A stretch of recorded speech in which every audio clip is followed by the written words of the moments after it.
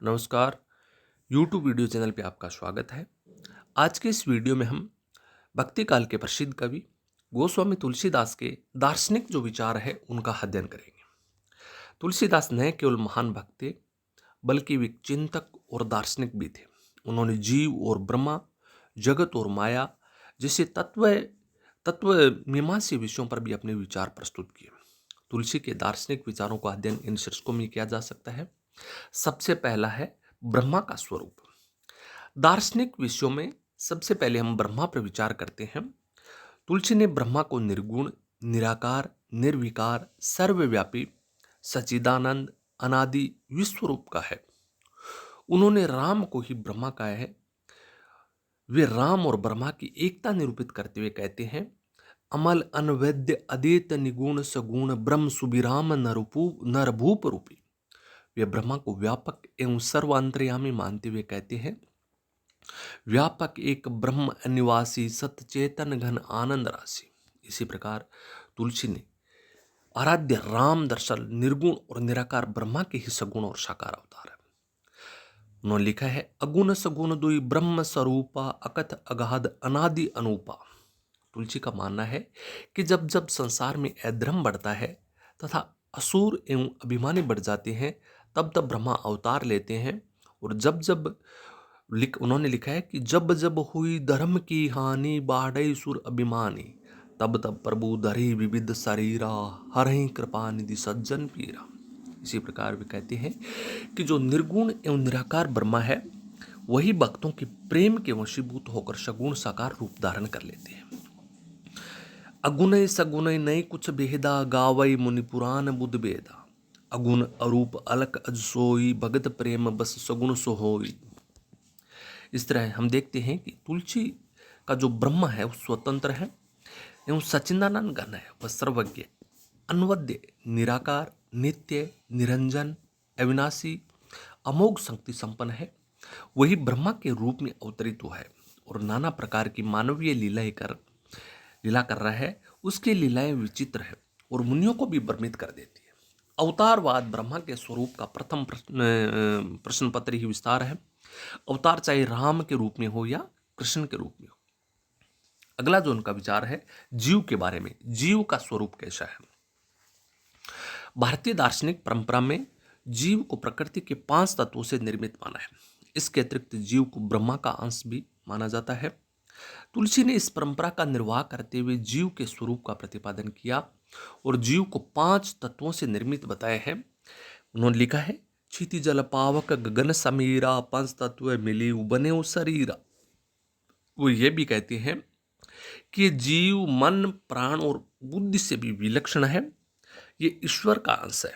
अंतः ईश्वर के समान चेतन, अमूल, अविनाशी एवं सहज सुख का भंडार है, किंतु माया के वशीभूत होने के कारण ये अपने मूल स्वरूप को भूल चुका है। उन्होंने लिखा है, ईश्वर अंश जीवन अविनाशी चेतन अमल सहज सुख राशि। सो माया बस परसो गोसाई बंद्यो कीर मरमट की नाई। संपूर्ण दार्शनिक परंपरा जीव और माया के संबंध से संसार का निर्माण करती है। तुलसी ये भी कहते हैं कि माया का प्रभाव जीव पर होता है, ईश्वर पर नहीं। माया तो ईश्वर की अधीन है। राम सर्वज्ञ, मायापति, सर्वशक्तिमान है, जबकि जीव अल्पज्ञ है, प्रतंत्र है और माया के वशीभूत है। जीव अज्ञानी एवं अहंकारी है। वह माया के वशीभूत होने के कारण क्रम बंधन में फंसा रहता है और नाना प्रकार के कष्ट सहता है। राम की कृपा से ही उसका उद्धार संभव है। जीव माया के कारण ही अमल रूप से अलग होकर मलिन हो जाता है और सुख को त्याग कर दुख को ग्रहण करता है। जीव का यह स्वरूप परंपरागत है। तुलसी इसी स्वरूप को ग्रहण करते हैं और उसमें कोई नई बात नहीं जोड़ती। जीव कर्म करने में स्वतंत्र है किंतु फल भोगने में परतंत्र है। माया के वशीभूत होकर यह जीव सांसारिक क्रम जाल में फंसा रहता है। माया के बंधन से मुक्ति कैसे मिल सकती है, इस विषय में तुलसी का स्पष्ट मत है कि मायापति ईश्वर की कृपा से ही यह संभव है। स्पष्ट है कि तुलसी ने जीव को ईश्वर का अंश मानते हुए उसे ईश्वर से पृथक माना है। जीव की मुक्ति के लिए राम की कृपा और दास भाव की भक्ति की अनिवार्यता पर बल देते हैं। राम की कृपा करे, राम ही कृपा करे तो ये जीवन माया के बंधनों से मुक्त हो सकता है। अगला जो उनका विचार, दार्शनिक विचार है, जगत का स्वरूप। तुलसी के दार्शनिक विचार परंपरा से आए विचारों के अनुरूप है। जगत के संबंध में तुलसी मानते हैं कि राम यानी ब्रह्मा ही जगत के निमित्त और उपादान कारण है। जब राम या ब्रह्मा सत्य है तो जगत भी सत्य होना चाहिए। विनय पत्रिका के कई पदों में तुलसी ने जगत की भयंकरता, विषमता तब ब्रह्मात्मकता सत्ता पर आश्चर्य प्रकट किए हैं। संसार में व्याप्त पाखंड, काम, क्रोध, मोह, तृष्णा, दंभ, कपट आदि सदा जीव को भ्रमित करते रहते हैं। जगत के स्वरूप के अलावा तुलसी ने इसे सिया राम में कहकर स्वीकार किया है। उन्होंने लिखा है, सिया राम मैं सब जग जानी, करहूं प्रणाम जोरी जुग पानी। इस पंक्ति पर प्रश्न उठाया जा सकता है कि जब जगत सिया राम में है तो मिथ्या कैसे हो सकता है। वस्तुतः जगत राम रूप ही है, परंतु माया के कारण वह राम से भिन्न प्रतीत होता है। परंपरा के अनुसार जगत का दृश्यमान रूप मिथ्या है, क्योंकि वह परिवर्तनशील है। राम की कृपा से जब उसे अपने वास्तविक रूप का ज्ञान हो जाता है, तब वह इस जगत को सिया राम में पाता है और लिखता है, कहूं का सत्य झूठ कर कहूं, जुगल जुगल प्रबल कहूं माने, तुलसीदास परिहरे तीन ब्रह्म सो आपनु पहचाने।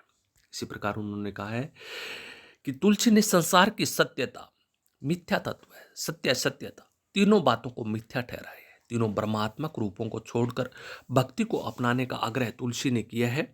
इस प्रकार जगत के निरूपण में शंकर का तथा अंत में भक्ति के प्रतिपादन में रामानंद का अनुसरण कर तुलसी ने अपने जगत संबंधी विचारों को प्रस्तुत किया है। उनका दार्शनिक विचारों के अंतर्गत अगला जो है वो है माया का स्वरूप। दार्शनिक विचारों में माया का स्थान बहुत ही महत्वपूर्ण है, क्योंकि यही वह तत्व है जो संसार के निर्माण में महत्वपूर्ण भूमिका निभाता है। माया राम की अभिन्न शक्ति है। इसी शक्ति के द्वारा राम सृष्टि का कार्य संपन्न करते हैं। माया सीता है और राम के साथ वह सदा अवतार लेती है। तुलसी कहते हैं, आदि शक्ति जहीं जब उपजाया, सो अवतारई मोरिये माया। माया जीव के मोह एवं बहुबंधन का कारण है। इसे ही माया का अविद्या रूप कहा गया है। माया का दूसरा रूप है विद्या। वह ब्रह्मा की शक्ति है जो विश्व का सर्जन, सिंचन एवं सहार करने वाली है। यही जीव के मोक्ष का हेतु है। श्रुति सेतु पालक राम तुम जगदीश माया जानकी, सो सर्जती जग पालती, हरती रुख पाई कृपा निधान की। जीव के विकारी भाव, काम, क्रोध, लोभ, मोह, तृष्णा, कामिनी इस माया के शाहिक। धन्यवाद।